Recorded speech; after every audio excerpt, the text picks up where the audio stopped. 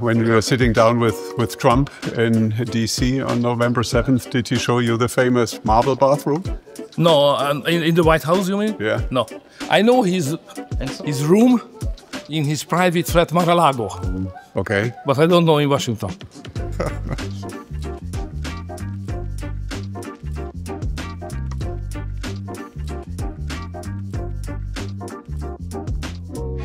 Mr. Prime Minister, let's start with your visit to the President of the United States. You have achieved something very meaningful for your own country, the exemption of the boycotts with regard to Russian gas and oil. Is it actually for 1 year or is it indefinite? We make an agreement with the President that still we are in office, it works. Okay, because some people are saying it was indefinite, other people are saying it was limited to a year. That's bureaucratic approach, which is right, and if something should be written down. But the fact is that we agreed that it runs till we are in office, which means that we hope that both of us will stay long time. What did he ask for in return for that concession? It was not a deal. It was not a deal. Okay. Because it was an understanding. Okay. My goal was to, he's a good man, so it's important to know, we are all politicians, but some of us are not so much good guy, and others are good man. He's a good man. He's a Christian man, So he thinks that the mission to be in the globe for each of us, to make the life easier for each of us, not to make it more difficult. That's the reason why he thinks that business makes the life of the people easier. So he's pro-business, but at the same time is a very Christian by attitude, And I thought, and I was right, proved to be right, that if I'm able to explain to him that he is running that kind of sanctions on Hungary and no exemption, he kills us. Mm. He kills 10 million Hungarian people, millions of households and economy, because the prices will up immediately in Hungary, immediately 3 times. And nobody can survive economically, and very difficult situation for the first. So please understand that I don't have alternative because we don't have sea. So it's a landlocked country. This is the only way how we can supply the country. And he understood it and said, okay, I'm ready to help. Yeah, it's roughly 80% of gas and oil in Hungary is coming from Russia. But Europeans are criticizing it. I was told that in Germany there is even a similar deal with a oil refinery in Schwedt that is basically providing the necessary energy for the whole region, for Berlin, for the airport. And so there's also an exemption. Yes, the first exemption on behalf of the Americans was given to the Germans, not to the Hungarians. So you are the first, just a second. Yeah. But you achieved also something else, and that was, you said it when you returned to Hungary, a kind of shield for the financial security of Hungary. Can you explain why you need that shield? Yeah, Hungary is a poor country. As an outcome of the First World War, we lost everything which would provide a stable basis for the economy. We lost oil fields, mines, we lost wood for buildings, all that kind of. So Hungary is a country which provided the living standard for the people based exclusively what we have in the mind and what we are able to work for. So therefore, financially, Hungary was always fragile. So it's a historical fact. It's not a new thing. It's nothing has to do with how successful the government and the Hungarian currency is today. It's a general structure. So we always looked for some partnership to provide some financial stability behind us, because the country is small and basically the real economy is rather missing many important bases. Is it also a protection against EU measures? Yeah. Normally that protection is coming from the European Union. Yeah, and now it doesn't, and you need No, just the opposite. European Union is a danger on us. Yeah. They are blackmailing us. They try to suffocate us economically and financially. So the main reason why I need a financial shield is because of the European Union and against Brussels. So that's why was it important. So it is similar to the shield that he gave to Milei, to Argentina. A little bit different because Argentine is in a currency crisis. So what they have provided for Argentine is more a crisis management contribution. Yeah. Hungary is a stable country. We don't need it. So that was my point. I don't need your money, President. What I need is a shield.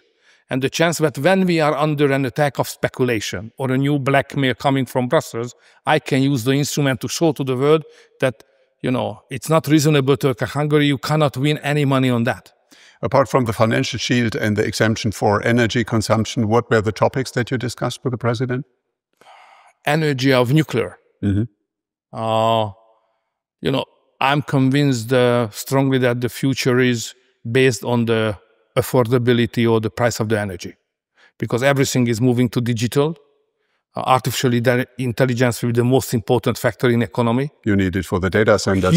Huge electricity you need, huge energy, and you have to generate electricity somehow.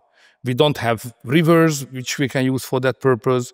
As I mentioned, we don't have mines, we don't have oil and gas. So the only real big source is nuclear. So the plan is that in the future, 70% of the Hungarian energy will be produced by nuclear and 30% by solar. This is the strategy. But we need technology. Originally, we have a Russian-based technology, which is good, and we can develop it for the future, but not enough. So I made nuclear deals on how to store of the used fuel of nuclear factory we have. Second, the new SMR, small modular nuclear power stations technology.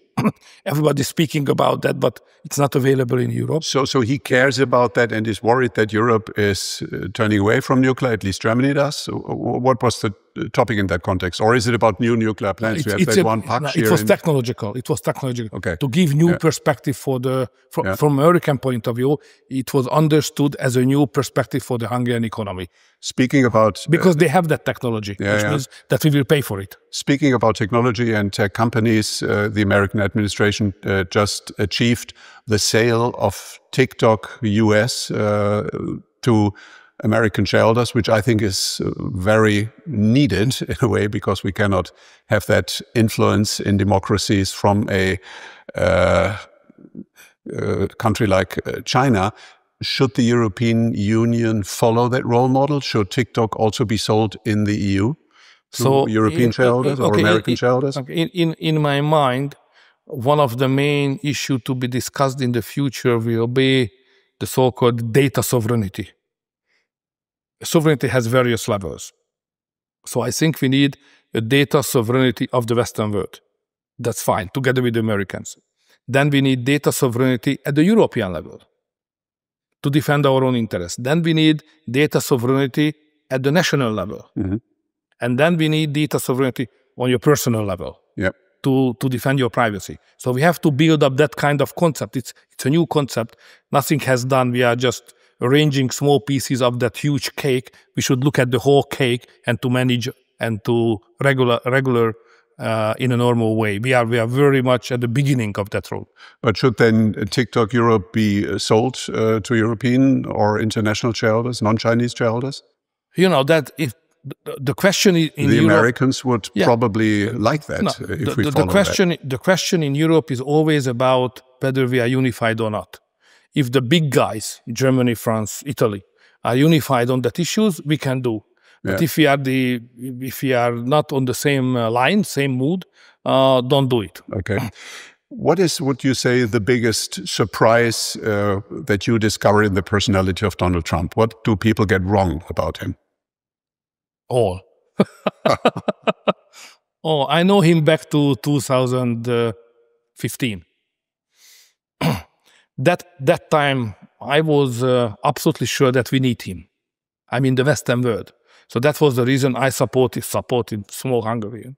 I was loudly on his side against Hillary Clinton, because I was convinced that the major problem of the politics in the Western world, that it's bureaucratic. So the people think, and the leaders think, that the countries are led by institutions. And the job of the leaders to manage the institutions, which is not the case. When things are excellently going well, probably right. But when things are going badly, you need person leader. And my understanding was in the middle of the previous decade that we are in a big trouble. So we need real leaders. And he was a totally different kind of non-bureaucratic character as the other leaders who competed him. Anti-politician almost. Almost, yeah. But it's good. Sometimes it's good. Yeah. Who are the kind of European leaders that he respects apart from yourself? And I think Alex Stubb in Finland is also a European leader with whom he has a close contact. Who else does he respect? Okay. Many of them respect tactically because America is big, the president is powerful, it's better to respect him. But the real question is, who respect him when he is not in power? Very few. Very few. You once said Trump can make peace, and it seems that it is also your goal to make peace between Russia and Ukraine, and with that, in a way, between Russia and Europe. Do you think there is a realistic chance that you can achieve that? Okay, it's put together at least three questions. First is Donald Trump is the man of peace, no question.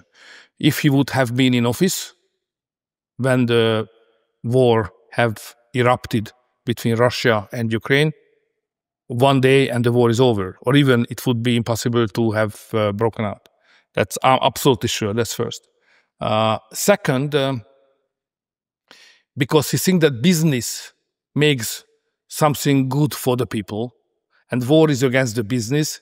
Therefore, all the war should stop as soon as possible. That's why he's so. It's not because of his ego. It's because he seriously thinks stop the war, make business, life will be better. Why we don't do that? That's so simple. And third one, that he has a chance, if any, to be a good instrument to make a peace between the Russians and the Ukrainians. If he is not, nobody else. I'm surprised because for decades, pacifism, so the idea that you can achieve peace without deterrence, without military power, was a very leftist idea. Yeah. Pacifism was a left idea. Now it seems to be that more and more conservatives are adopting that idea. It seems that almost only the right is using these pacifist paradigms. Is that correct? Okay, I'm not a pacifist. I'm not. Probably I have some attitude that to be the life as a peaceful arrangement is far better than the war, no question of that. But strength, military, is necessary to maintain the peace. So I'm not a foolish guy who says that if everybody would improve by their soul and throwing away the weapons, the globe would be a happy place. It's not true. For peace, you need strength. Deterrence sometimes are necessary, especially because there are so many dangerous nuclear weapons all around. So we have to somehow minimize the risk of erupting any conflict of that, and you need strength. I am rather arguing on the basis of the security of our nation, security of the Hungarians, security of the Europeans, and I'm very much surprised what I have seen just now in Germany. I don't know whether I can speak about it. Oh, absolutely. But I'm astonished. In which respect? You know, the major lessons I have got from foreign policy when I was a young guy, from Otto Lambsdorff and Helmut Kohl. Both of them always started to explain foreign policy to me, Viktor, you have to understand that the peace is the most important thing. If there is no peace, there is no future for Europe. So never give up any position for peace for Europe, because Europe is a dangerous place, two-world war and so on. So we have to insist to everything against the culture of the war, against the risk of the war, and so on and so on. And now in Germany, I try to follow the chancellor. You know, war speeches are coming out from Germany. I'm simply astonished. But isn't it that for peace based on negotiations, you need two sides who respect the principles of a rules-based society. It doesn't seem like that. Yeah, that's true. Putin has a different agenda. Yeah, that's true. But to keep open the communication channels is vital. Whatever war is going on, even those who are against each other, communication is necessary. If you would like to kill totally, extinct, may I say, your rival at the end of the war, as the world tried to do with Hitler and Germany anyway, okay, there is no need to negotiate. But if you think that after the war, there will be a common life, even the balance of power will be different, but, we live together. You have to negotiate even during the war. When did you speak last to Vladimir Putin? By phone, 2 weeks ago. Personally, I don't know, but it was public. Do you think he's interested in negotiating a ceasefire, a peace?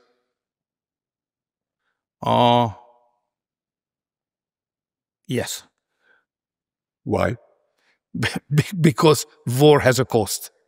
By human lives, huge, thousands, killing each other, dead, tortured families. So it's Slavic people, merciless, good fighters against each other. It has a big price. So sooner or later, they would like to reduce the price as much as they can.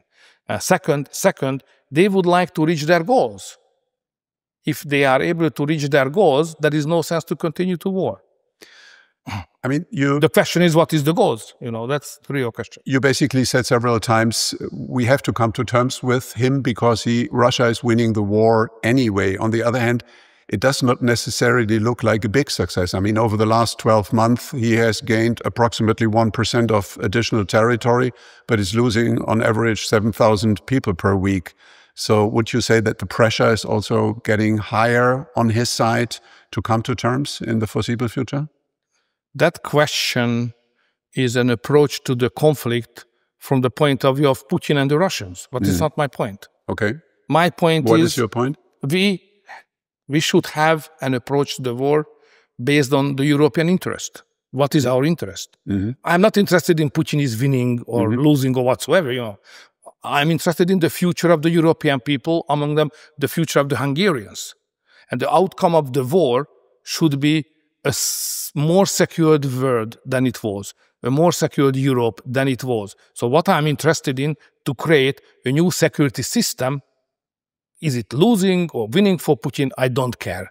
But a system which is good for us. That's what I'm arguing for.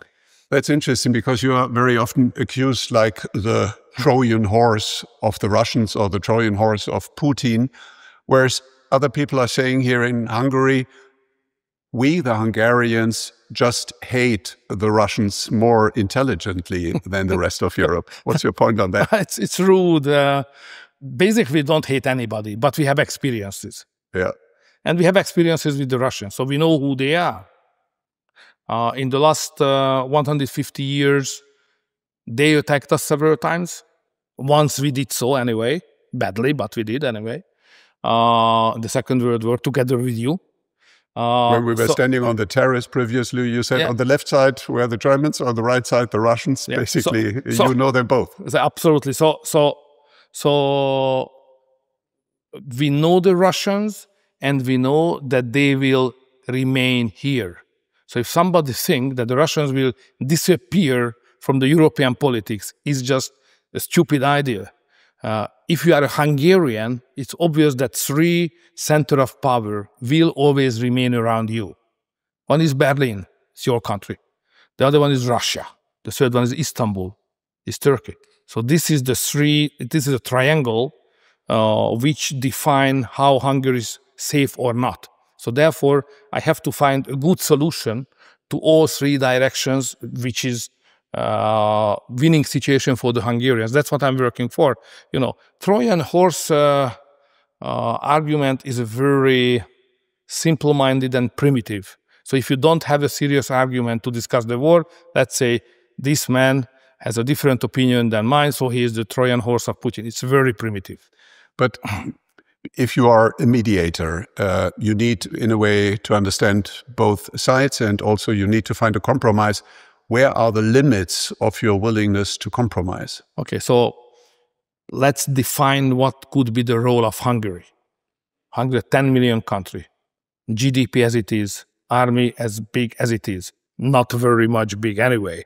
So I don't think that we will be the peacemaker. What we can do to be a good instrument in the hands of those who would like to make peace.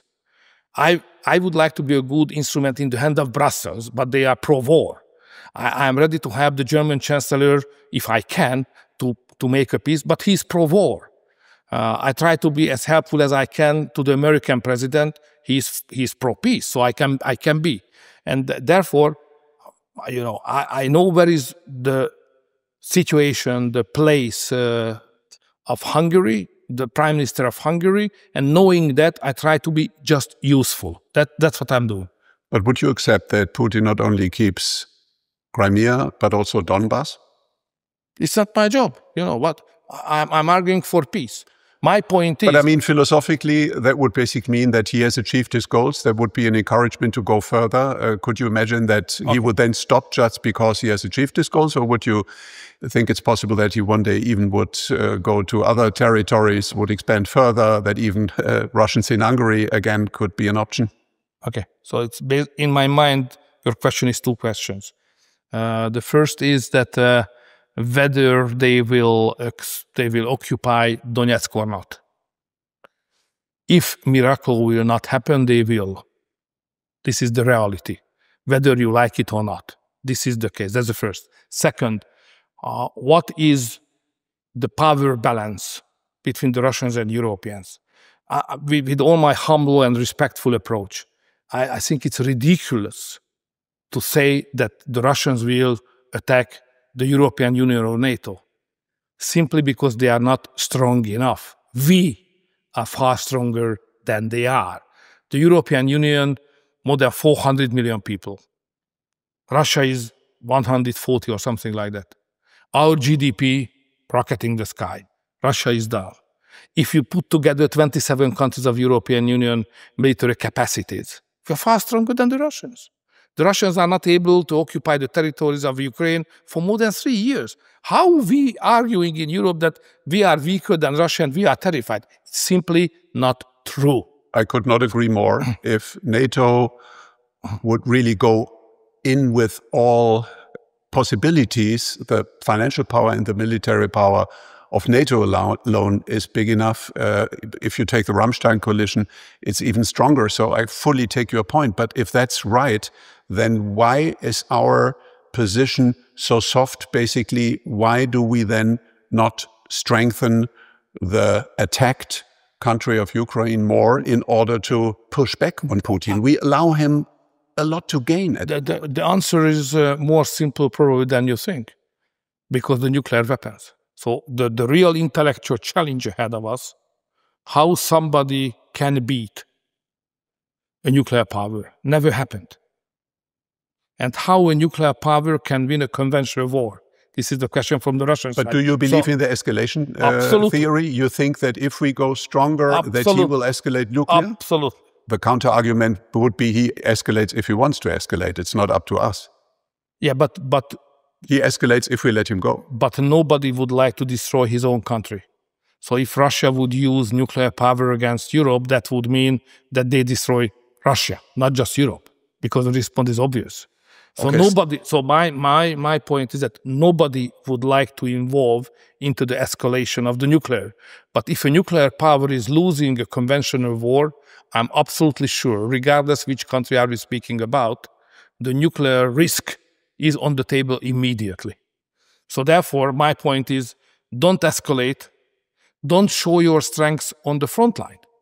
That's what the Germans are arguing, that show more strengths on the front line. No, don't do that. My point is that it's because escalation and the World War III is a risk. We have to show our strengths at the negotiation table, not on the front line. But the precondition of show strengths on the negotiation table, first you have to negotiate. Otherwise, you cannot show your strengths. Let's imagine for a second a hypothetical scenario that Trump basically agrees with Putin on a Yalta kind of deal to basically separate Europe in two parts. One Russian part, one Western part. So where would Hungary be? Would you try to be neutral, somewhere in the middle? Would you be, let's say then, a Russian protectorate or an American ally? Okay, Hungary is part of the Western civilization.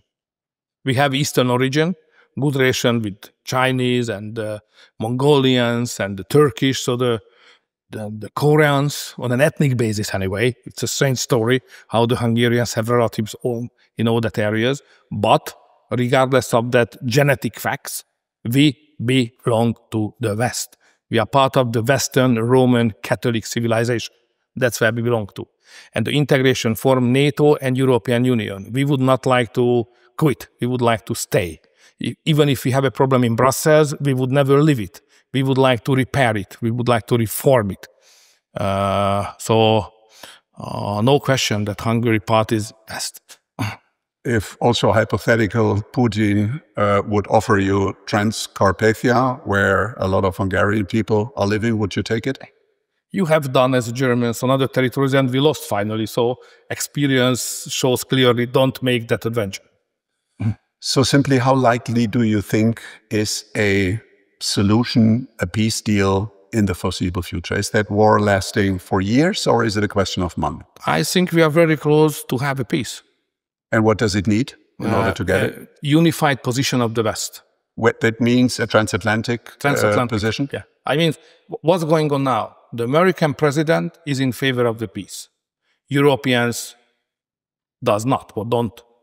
So the Europeans, whatever they are saying, you know, European politics intellectually is very sophisticated, but what they are saying basically means that they would not like to have a peace just now. They would like to continue the war. They think, and they speak about it publicly, that we have to continue the war to support Ukraine more. The situation will improve on the front line, and we will have a better circumstances or preconditions for negotiation. Wrong, totally wrong. The situation and the time is better for the Russians than for us. Don't continue. Stop it as soon as we can. We have seen the recent corruption affairs in Ukraine, and you just recently called President Zelensky part of a war, of a corruption mafia. Isn't it then a kind of tactical necessity in order to achieve that goal that America and Europe stand behind the Ukrainian people and the Ukrainian leadership? Well, my point is more simple than that.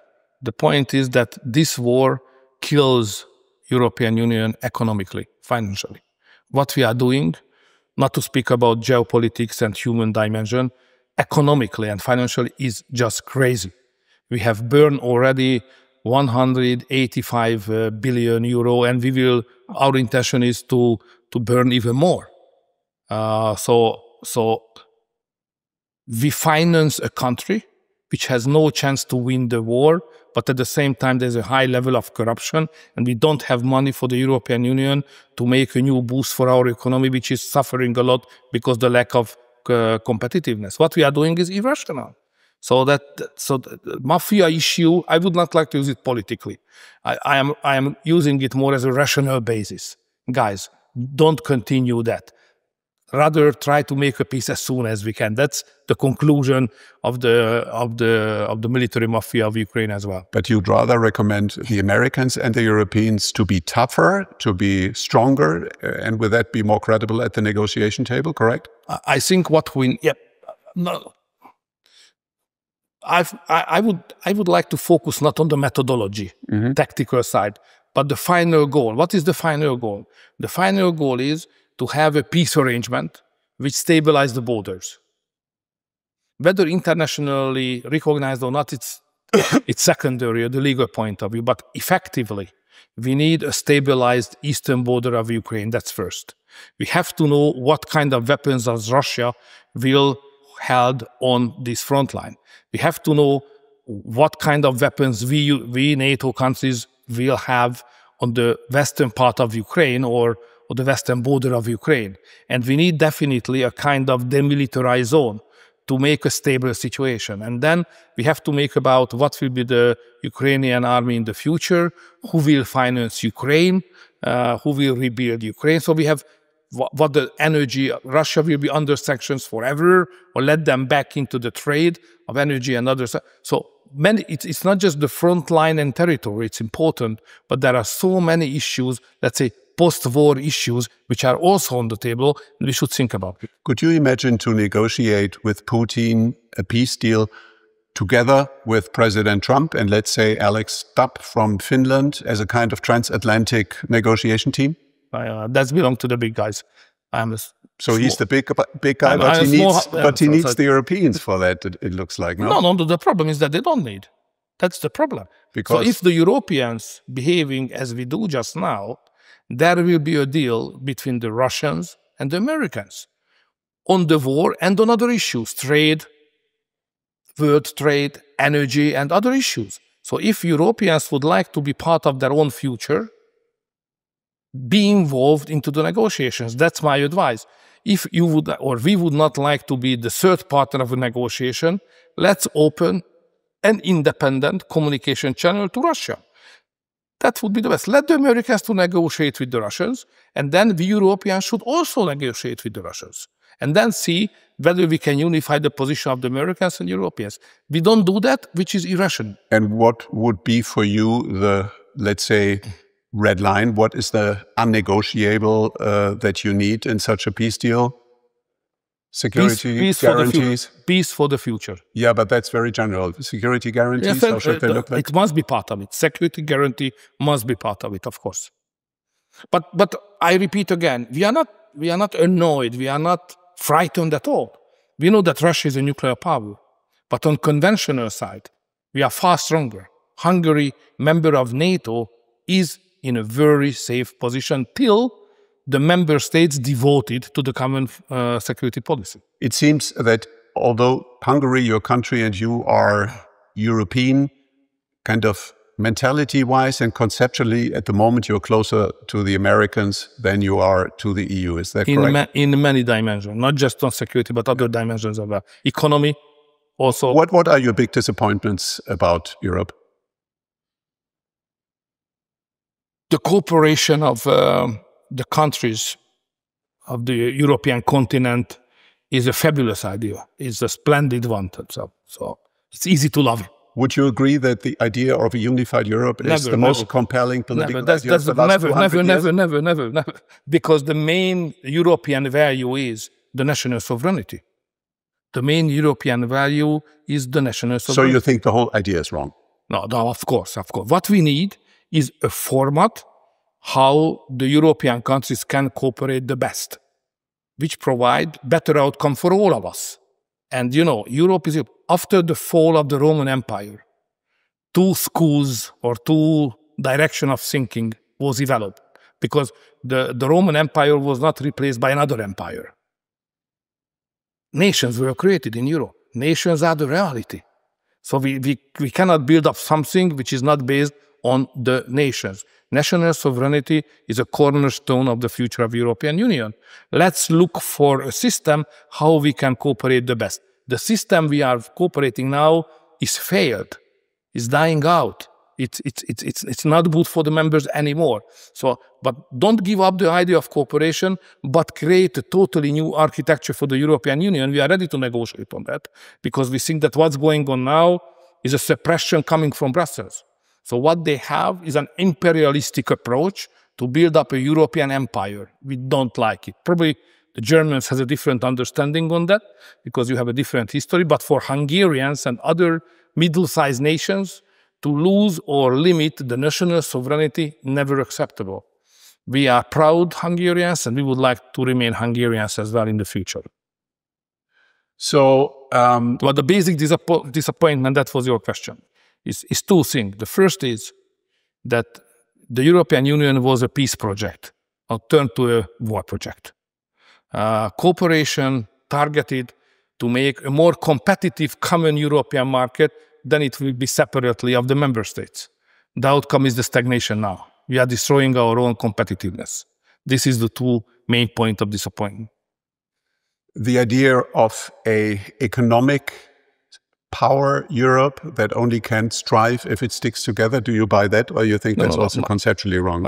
Okay. Hungary is a small country to come up with his own ideas, but I'm hoping that when the discussion will be open, we can contribute to that. We have a system in our mind. So the vision of mine, that first, concentric circles. So we need the European continent organized as wide as we can on the military and energy issues. Then the second round, those who would like to join, is about the single market. The third, those who would like to join, is the Eurozone, common currency. And then those who would like to even closer cooperate with each other, that's political unity. And you can decide, each country can decide which layer we are part of. Hungary is blocking European decisions, and it looks like our new German Chancellor Friedrich Merz could be successful in stripping the voting rights of Hungary in the European Council. Would that be the moment when you would leave the European Union? No, but nobody can do that. Just for a very simple reason. Because you could be today and the other one next day. So right of vote will never suspend it in the European Union. No way up there. I'm not blocking anyway the European Union. I just would like to clarify certain things. First, where are our money? What's going on is totally unfair. Blackmailing for political reasons, blackmailing Hungary financially, don't give the money which belongs to Hungary. So I have to fight for that money, of course. It's not a blocking something. I'm just fighting for, it's a freedom fight on the Hungarian understanding. That's first. The second is migration. We have the fence. We decided not to let anybody who would like to come Hungary without permission. We stop them.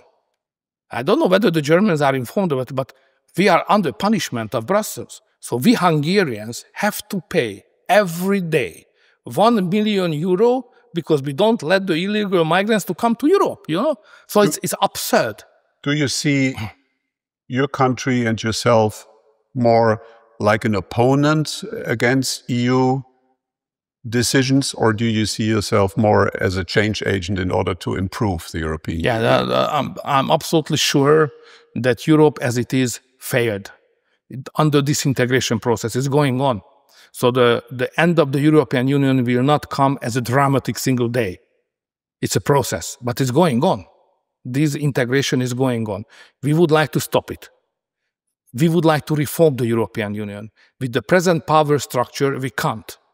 Because the European Union institutions basically occupied by leftist liberal, and EPP parties, which are more leftist now than center-right. So we have to have a change of the power structure. We, patriots, who are Europeans, but at the same time we are fighting for the sovereignty of our nations, we have to get a majority. That's what I'm working for. But nevertheless, you could call it opposition. Yeah, but in that opposition, where is then the limit? There must be a certain point where you're saying, okay, until that point, but then the EU is not our home any longer. Where would you draw the line? We get back to migration later, but take the different topics that you're concerned about.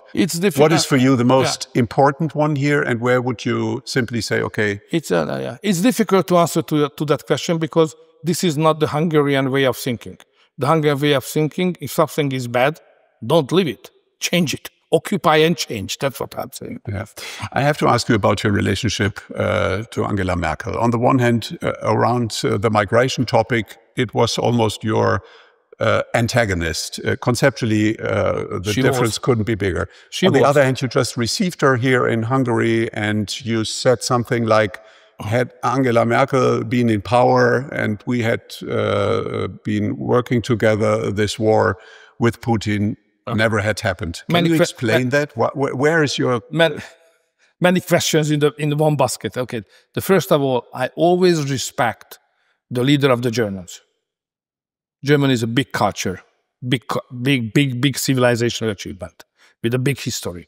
Lot of mistakes, but each of them has mistakes. So I'm very much respectful to the Germans and Germany as they are. They have elected leader, I give the respect. That's the first. Even I disagree on all the issues because this is the fact. The second is I respected Angela Merkel for various reasons because he was a very smart and and basically nice person, you know. In politics, sometimes it counts. So I like to cooperate with him. We disagree on that. Even she shouted on me anyway sometimes, and that was not good, more than my wife anyway. That means a lot? Or? Sometimes happened, but anyway. So she's tougher than she looks like anyway. She is an open-minded person, intellectual. Never used just power because I'm a German, I am powerful. Victor, it's over. He always tried to say, okay, I'm ready to understand your argument. I have my own. Let's discuss it. So that attitude now, it's not anymore there. So with her, it was far easier. The third thing is that we, as intellectuals, we identified where we agree and where we don't agree. And on migration, it was obvious that never in our life. It's impossible. Then I identified that we will never agree on Green Deal. I was always against that kind of Green Deal. And to close the nuclear power station, I was always against it. On the third point, strategically, what is the interest of Europe? What is the relation to Russia? I almost 100% agreed with her. There was moments at the European Council when she was the only one and me who argued on the same platform for peace and cooperation. So I think I follow what's going on in Germany. So I'm not a stupid guy. I know what's going on. And now it's quite fashionable to say bad things on her. It's not fair. It's not fair. She did good things for Germany and good things for Europe, and of course some bad things as well. So to be correct or fair is important in politics. And on the Russian issue, she was right.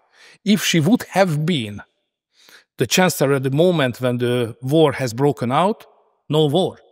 I would, because she would immediately call Putin.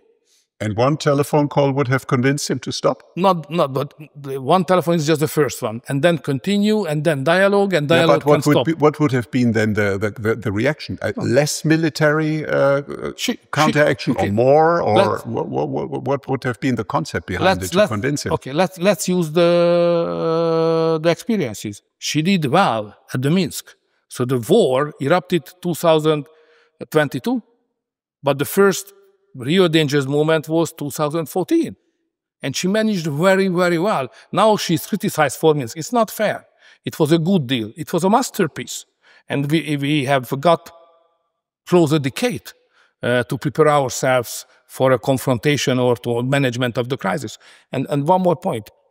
I try to be as polite as I can to all the chancellors. You know, I cooperated with 5 chancellors of Germany. And I was there. I have seen, I'm a witness, how the Americans pushed the Germans into that war. So don't forget that it was not your choice. I don't know how it is interpreted now in Germany, but the war, pro-war, was not your choice. Even Chancellor Scholz resisted. But out of which agenda? Why would the Americans have an interest in starting a war? Okay, so just go back to the facts. So the German Chancellor fought for weeks and months not to let Germany to be involved into that war more and more and more. But the Democratic administration of Biden pushed all of us, not me because I resisted and quit, but the Germans pushed into that war. And I said to Scholz and to everybody on the table that, guys, if you accept the pressure coming from Biden and push you into the war, there will be a moment will come when the Americans will pull out and we remain alone. Don't do that. This is exactly the situation where we are. So it's surprising to hear your kind of defense of Angela Merkel, but if you would have to rate the German chancellors, the most important chancellors after the Second World War, what would you say is the ranking? It's not legitimate for the Prime Minister of Hungary to do that. Okay, then is it legitimate to ask you about your view on the present German administration? Okay. Is Friedrich Merz... It's legitimate to say some sentences. First of all, when you are young, the impact of the Chancellor of Germany is stronger than you intellectually. So my first colleague was Helmut Kohl. Then Schröder. He was very hostile to me. He respected the Hungarian-German relationship, but on ideological basis, socialist, and you know, my party is a center-right. He was never kind to me. But we agreed many points. I always respected him, especially the braveness, how he managed to make competitive the German economy again. It's a big thing. Then I got Angela Merkel, and I'm still alive. That's self-achievement. And then I got Scholz. Scholz was a chancellor who was unlucky because he inherited geopolitical situation which his country was not strong enough to resist. I understood. And now we have the new one. What is your outlook? Is he going to become a great chancellor in history? You know, he has a chance, of course. He has a chance. You haven't met so far. Why not? We had discussion not more than 30 minutes once. So I don't have a strong and deep understanding. But are you planning to invite him? Or? No, he has a standing invitation. You know, but he's too much pro-war for me, may I say, just politely. So without Germany, the European position will never be in favor of peace. So if the Germans are not in favor of peace immediately, but to say, of course, justice, please, later, or blah, blah, blah, blah, it's war. So if you would like to stop the war in Europe, we need #1 Germany. And he's not that man at this moment. Instead of a meeting with Merz, you have received Alice Weidel from the AfD, the German right-wing party, to Budapest. How did the meeting go, and why did you invite her? That was one of the biggest surprises of my life. Because previously I got the news from the media, German media, that she is radical, she is that and that. And it's not true. So I got a visitor who is more than apt to the job. So I was so surprised, especially on economy. She has very clear visions on economy. She explained the best what is the problem in Germany, why it is not competitive, and how could it be improved or repaired, and how it is related to deeper questions, culture and other issues. So that was a big impact I have got on her. Do you think the AfD would be healthy as a part of the German government, or even as the leading party? The AfD is by itself is a surprise to me, because I was educated by Helmut Kohl and Joseph Strauss earlier that nobody could be to the right direction of CDU, CSU and the wall. Yeah, so there is no space. If Helmut Kohl always said that we have to manage that no rightist challenger could grow up in Germany. So we have to run a policy which stops that process. And I'm looking at the system at this moment in Germany. It's not like that. It's just the opposite. Plus now the German politics is basically based on two pillars. One is Berlin, other is Brussels. And what I see in Brussels, you know, because basically Brussels are led by two Germans, a lady and a man. You know, they are leftist. So they cooperate more with the left. So in Germany, there is a party between the wall and CDU. In Brussels, the Germans CDU became leftist. That's what I see. It's a problem for Europe, I think so. The biggest topic of the AfD and the biggest topic basically in all centrist Western societies or open societies is migration. And you had from the very beginning a very different policy. Can you explain why Europe got it wrong and what Europe got wrong? To answer this question would request more stable, intellectual and educated knowledge of history of Europe than I do have. Because I think that somehow the reason the mistakes you have done is coming from very much the history. I have only a practical approach. When somebody, bulk of people, thousands or millions, who would like to step into your country, you have two options. First, to say no. Second, yes. This is the two options. And I was absolutely convinced that we have to say no, because this is Hungary. We decide with whom we would like to live. It's impossible to step into the territory of Hungary without having a permission from the Hungarian authorities. It's, you know, like EBC. So it's a simple thing. Stop them. If you let them in, awful consequences will come, challenges raising, And you cannot be sure that you will be able to answer to these questions. And what I see, unfortunately, you are not able to answer to these questions. So I think the Hungarian decision, which was very firm at the very first moment, it was a good decision. In a conversation with Tucker Carlson, you said migration is the end of democracy. Can you explain?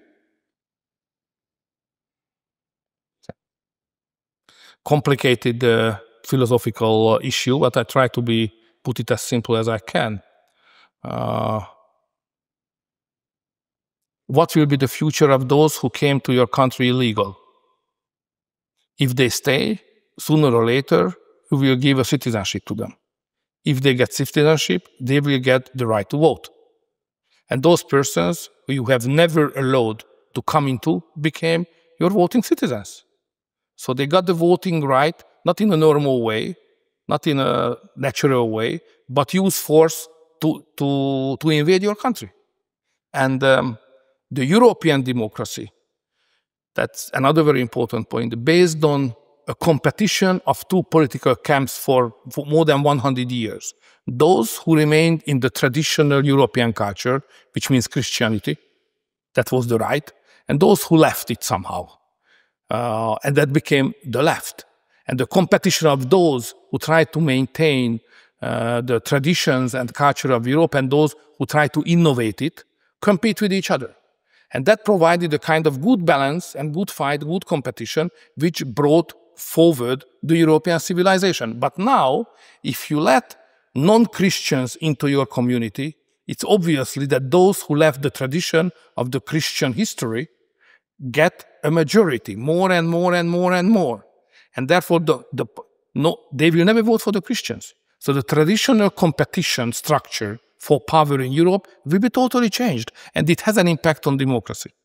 But I mean, if you're saying migration is the end of democracy, you mean illegal migration or migration of people with very different values? Because migration as such is also a fundament of economic prosperity. America without migration, and also Germany or other European countries without migration would be less successful. Recently, the former president of the European Commission said that the politically incorrect truth is that we have no problem with migration. We have a problem with Islamist migration. Would you agree with that? Language is important. If there is no order in the language, there is no order in your mind. And I was never able to understand why Europeans use always the same language categories for different things. So migration is a magic formula. And we try to use this formula for very different things. So in Hungary, for example, we have guest workers. We don't call them migrants. We call them guest workers. We give permission for...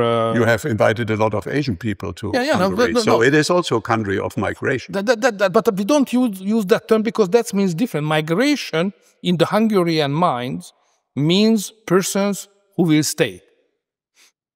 And we don't need that kind of person. What we need, every year... So if somebody integrates well and contributes to the well-being of society and economy, why not let them stay? And you have to make a judgment on them piece by piece, people by people. You know. But first, of course, in Hungary, every year we say, this year we said that we need 35,000 guest workers. So we give 35,000 guest workers for 2 years, permission for 2 years. And then we will see how they have done. If they were okay, no crime, normal way, they can get another 2 years, you know? And then they can apply even for citizenship. That's a process. That's one thing. We don't call it migration. It's guest worker system.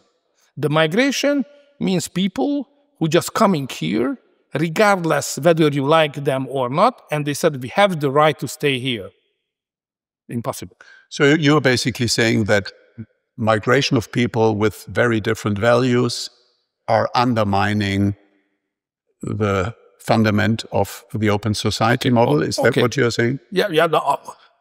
If the people coming, high number of different culture than ours, where they cultivate homophobia, anti-Semitism, they will bring it here. Because you got not numbers, but you got, human beings. with all their culture and background and so on. So my point, I'm not a doctrine. My approach is never doctrine. So my approach is very pragmatic. So if somebody would like to come and you need them, let's study them. If you are ready to take the risk to live with them, let in. If you say the risk is too much, reject it. It's not a question of principle. It's the question of practical government. You can say no, you can say yes. But don't accept that somebody from outside, like Brüssel does, from outside say, you have to accept. I will never accept it. I will always resist, and all the Hungarians. Only the Hungarians can define with whom and how we would like to live. Exclusive right of us. We can say yes, this direction or the other one, but no Brussels, no Berlin, no way. Is the fight against anti-Semitism also one of your motivations to oppose migration of people from Islamist countries? You touched upon the most sensitive issue. Is it not too dangerous to speak? It's not too dangerous. Let's speak about it. It's important that we touch the dangerous issues. We need. So what I see is that the Jewish communities everywhere in Europe are under pressure. They are just collapsing. They're suffering, which is insane. Having a history of Europe as we have, let the Jewish community to suffer as they do, it's unacceptable. You know, that's against all the historical experiences, all the values, you know, all the Christian values as well. And the reason is political. Leaders led to change the composition of the Western societies, which provided dangerous situation for the Jewish citizens. I just was in UK, but I know Germany, I know your country. So the situation everywhere is like that. Democracy based on election, based on votes. And now more Muslim voters are in Europe than Jewish voters. That will change everything. And now the Jewish community become less and less defended community in Europe. Hungary is an exemption. Here it could not ever happen. In Hungary, I will never let it happen. No anti-Semitism, no Muslim-based hostile actions against, no public gatherings for Palestine based on anti-Semite feeling. No way, no way. In Budapest, Jews are wearing kippah and the Star of David without any security risk. You know, if you are a Christian country and you are a Christian leader, you cannot be ashamed, not able to protect your own citizens and to let them to enjoy their own identity. To have an identity is a joy. It's good to have an identity. I don't know how it's in Germany. I don't know whether you think that to be German is a good thing. But to be a Hungarian is a fantastic thing. And I think the Jewish has the right to enjoy that they are Jewish. Let's do it. What is your take on the Gaza discussion, this kind of very weird perception as if the October 7th hadn't happened? It is perceived as Israeli genocide. What's your take on that? That's the most painful phenomena in the international politics, and thanks to God, finally, Donald Trump find a formula which provides some chance how to get through of that. So what I'm doing to support 100% the peace efforts of Donald Trump, President of the United States, on Gaza issue. Here is my next surprise. Also, fighting anti-Semitism used to be a left project for decades, and now it seems to be almost a right agenda topic. I'm astonished. Which leads us a little bit to your kind of personal development. I mean, in the 80s, you studied as a scholar in Oxford, was a Soros scholarship. You launched the Fidesz movement, the party. You were a freedom fighter. You pushed Russian troops out of Hungary. And today, illiberal democracy is the brand of your political activities. Would you say that if the young Viktor Orbán, let's say in the late 80s or early 90s, would meet the Viktor Orbán of today, that he would be surprised, or is it the same person? He would say, congratulations, my friend. I think that would be, because on the basic point is the same. I'm a freedom fighter. I strongly believe freedom. Is freedom the most important value for you? To be the father of 5 kids, that's the most important value. But but after that, definitely.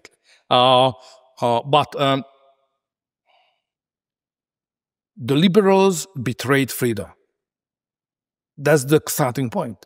Can you explain why and how? You know, what the liberals are doing. They are supporting migration. It's against freedom of the countries to define how they would like and they would like to live with. Second, they would like to say that LGBTQ is a compulsory value. Probably some countries, yes, but some others not. They limit the right, then the freedom of the parents to define how they raise their kids, you know. They let the propaganda in the school against your families, you know. If I'm a Christian guy, I'm not ready to accept that kind of activity in the schools. And all other issues. So somehow, green issue is not a freedom-led process of cooperation, of the capital, the people, young generation, future, today living people, and find a way how we can make more green. That's not the way.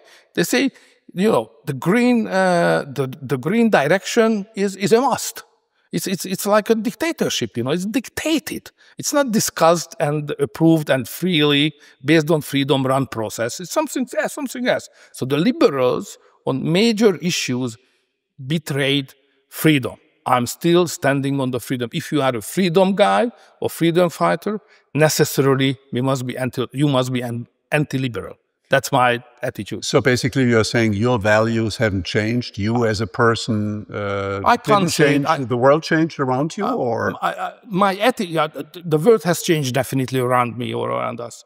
I don't think that not to change is a good value. You know, if you think the same points on being 18 and then when you are 80, you know, what was the reason to have another 62 years in the world, you know? So development. Change is okay.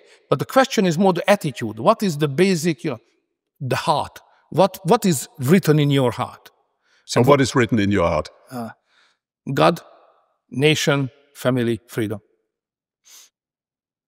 Was there, over the last decades, a special moment, an event that has basically turned you away from liberal democracy as we know it? No. May I take it more seriously, this question, than Please. We have this? Okay. Because what we are speaking of, we have spoken about up to now in this interview, governments, Islamization, migration, all these issues, raise a point of democracy. Is there any future of democracy in the Western societies? Move back to the Greeks, ancient Greeks. The ancient Greeks said democracy means two things. Two, not just one. One is participation, involvement into the decisions, votes. Second, and the outcome is a good government. If there is involvement into the decisions, but the outcome is not a good government, it's called anarchy. And if a political system, a governmental system, as we have, democratic one, is not able to respond to the major challenges of the society, who will believe it? How it will survive? And look at, we are not able to answer in Western Europe now, or Europe, to the question of war. We don't have a good answer to migration. We don't have a good answer to losing our competitiveness. But if too many big questions are not properly manufactured and managed, finally it will become the systemic question of democracy. And I think we are heading to that in Europe. So sooner or later we have to discuss, guys, what's going on, how we can continue. It's obvious that the centrist open society model is stumbling at the moment. So I would like to understand, what is your ambition? What is your goal? Would you rather like to replace it by a better model, or would you rather try to save it by reforms and necessary improvements? I strongly believe democracy. I would like to maintain the political system and governmental system which based on involvement of the people.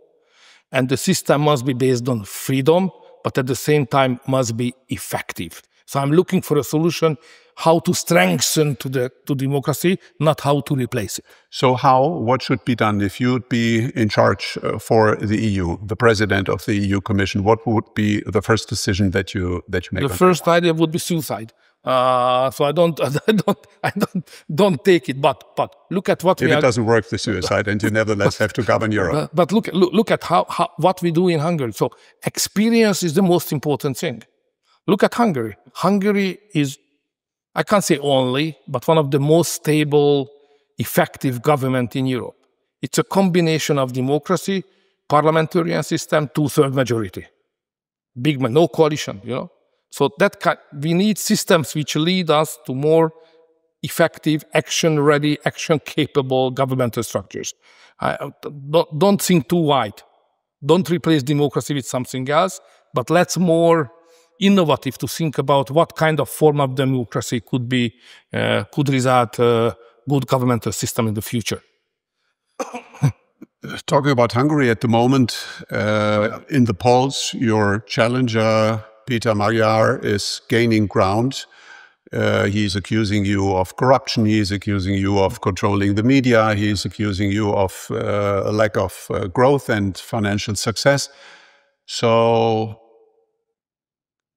how would you explain why your approach is better for the young generation, particularly?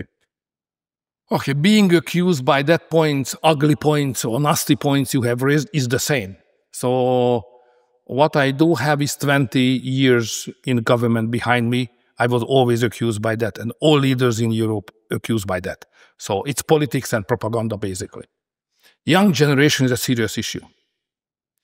And of course, in Hungary, you know, can you imagine yourself as a young Hungarian boy being 22 years old? And I'm in power consecutively 4 terms, 16 years. So from the beginning of the elementary school, the only person and face of power is mine, you know. So I can imagine that it's not easy for them. But I try to be, serve as an inspiration for the young guys. But how? I mean, let's say your youngest daughter, basically influenced also by TikTok, would accuse you and say, you know, boomer Viktor Orbán, that you don't reach me, the Gen Z generation. What's your response? I have to collect young persons who are able to do so. So there are things what I can do for the young generation, but I'm 62. There are certain things which it would be ridiculous to do. Yeah, I try to be a serious guy, having 6 grandkids. You know, so I'm not a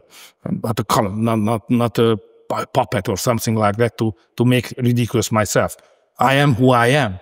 And of course, certain technological things and format of communication is not my word, not my life. But I have to collect others because it's not a one-man show. I am running a government, but you know, it's a team, strong team. That's why we are the winner, and we will be winner in the future as well, because we always have very good team to involve young, talented guys, provide them to girls, and provide chances for them, and say, run, do, risk. You are the longest-serving prime minister in Hungary's modern history, 5 terms, 4 in a row. If you lose the next election, would you accept the results? I am not just the record holder of being prime minister, but I'm record holder of being the leader of opposition as well. I have an experience. I spent 16 years in politics as leader of opposition. I have a practice. Don't be afraid. I know how to continue. What will be the most important topic for the election campaign? Sovereignty. Because Hungarian sovereignty. Hungarian sovereignty, because the challengers to me, to the Christian, modern Christian government, what we run, is created, financed, and maintained from Brussels. So my main opponent and challenger is not the Hungarian guys. The challenger is in Brussels. Brüssel would like to change the government in Hungary. They would like to have a government here in Hungary, as they have done in Poland, which is following the instructions coming from Brussels on migration, on economy, on war. But I'm not that guy. This political community I lead, not that kind of community. So Brussels would like to replace us. But they will not. 3 decades in government. Is there anything that you regret that you would have done differently in retrospect? Many. Let's say, what is the most important mistake that you made? my philosophy is that I don't do two jobs for one money, one salary. That belongs to the opposition. If we are seriously talking about the future of democracy, are you rather on the pessimistic side, or are you optimistic in, let's say, 10 years down the road? Will we do better than today? If you know the history of Hungary,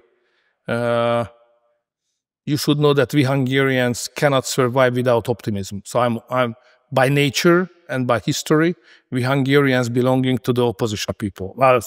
Optimistic people. And I'm very much convinced that we are good enough in minds to find the answers to the most complicated intellectual questions, and we can organize ourselves well to find good political answers to the challenges. We can do it. If Hungary was able to do it in the last 16 years in Hungary, because we did, we have all the answers here. The others can find as well. Every leader has to live with kind of opposition, with criticism in media and elsewhere. You're particularly exposed to that. How do you live with that? How do you find the balance between resilience and stubbornness, on the other hand? Very difficult question. The Hungarian politics is brutal. We use terms which would never be used in Germany, or accusations which in Germany would never survive. It's really a wrestling or boxing. So it's very tough. The most important thing is that don't forget why are you doing the job, because my job is the best job of the world. And the job is that, the essence of the job is that if you would like to do good things for the people by high number, this is the right place. If you make a good decision, you make happy many, many people, make easier their life. So that's the most important thing, whatever they are saying, accusing. So if you have a Christian attitude to your job, you can stand everything, no problem at all. So I'm not always happy, especially when the grandkids ask me, Daddy, what's going on? That's complicated to explain, but compared with the joy and the good things what this job can generate for you, it's neglectable. So you have fun going to the office every day? No, okay. If we speak seriously on this job, one point I have mentioned is that do good things for the other people, for the other Hungarians, basically. But there's another good element of it. The most challenging job intellectually, and I love it to use my... Mm. What was the darkest moment so far in your career, and what was the brightest moment? To lose the election after the first term, that was painful, because in 2002 I was convinced that basically we have done well and the country is a far better position than it was 4 years ago, and I think I was right, and the people voted against me. That was very much painful. But did that failure make you better in a sense? No, yeah, because I have to because I saw that the people was not right. That was my first reaction. Then I realized that regardless whether they are right or not, this is the decision. So don't deal with that anymore. Try to understand why they made that decision. It took at least one and a half year to get over of that. Not to be like an insulted person, So if you lose first time, it's difficult to understand how to live with that. When I lost second time, it was easy. You got used to it. but the most important, the happiest moment was in '98 when I won the election. And the reason is that, we fought against the communists for 45 years in Hungary. I mean, the elder generation. We are an anti-communist underground movement as we started. And democracy won 1999. 1990. And the first democratic government failed after 4 years. And the reformed communists came back. And that was a very sad moment for me. How is it possible? Like in the Bible, there is a chance to be better and you decide to go back.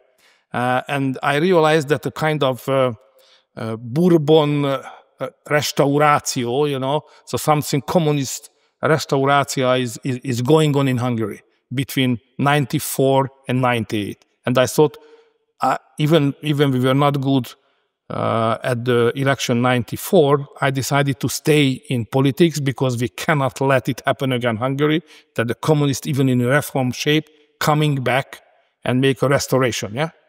And then finally I was able to unify the right, and we won the election in 98, and we stopped the process of that kind of restitution of the communist system. That I was very much happy. Even my wife said, Viktor, good job. It's very rare. Thank you very much, Mr. Prime Minister. It was my pleasure. It was a pleasure. Thank you.